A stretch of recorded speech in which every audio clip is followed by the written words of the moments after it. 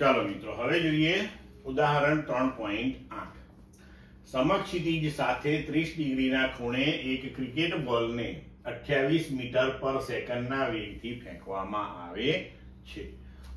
એ બોલ માટે મહત્તમ ઊંચાઈ, બી તે જ સ્થળે પાછા આવવા માટે બોલે લીધેલ સમય તથા ફેંકવામાં આવેલ બિંદુથી બોલ તે જ ઊંચાઈના જે બિંદુએ પડે છે તે બિંદુના અંતરની ગણતરી કરો.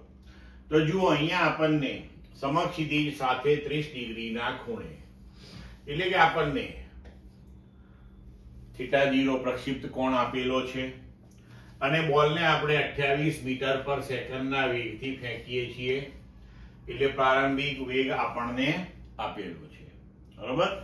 આપણે મહત્તમ ઊંચાઈ શોધવાની છે, બી તે જ સ્તરે પાછા આવવા માટે બોલે લીધેલો સમય એટલે કે એનો ઉડ્ડયન સમય શોધવાનો છે અને ફેંકવામાં આવેલ બિંદુથી બોલ તે જ ઊંચાઈના જે બિંદુએ પડે છે તે બિંદુનું અંતર એટલે કે અવધિ ગણવાની છે.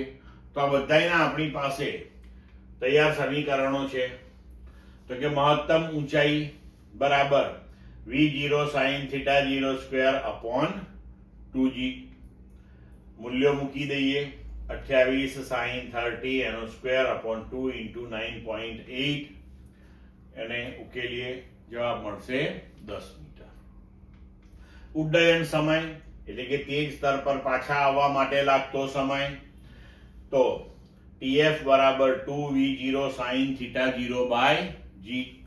2v0 28, θ0 30, g 9.8 અને સિમ્પ્લિફાય કરો, જવાબ આવશે 2.9 સેકન્ડ.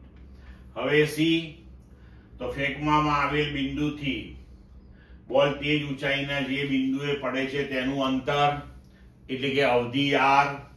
તો કે r બરાબર v0 square sin 2θ0 by g. v0 28, તો 28 નો વર્ગ sin 2θ0 θ0 30 into 2 એટલે sin 60 upon 9.8 એટલે આપણો જવાબ આવશે 69 મીટર. ક્લિયર મિત્રો?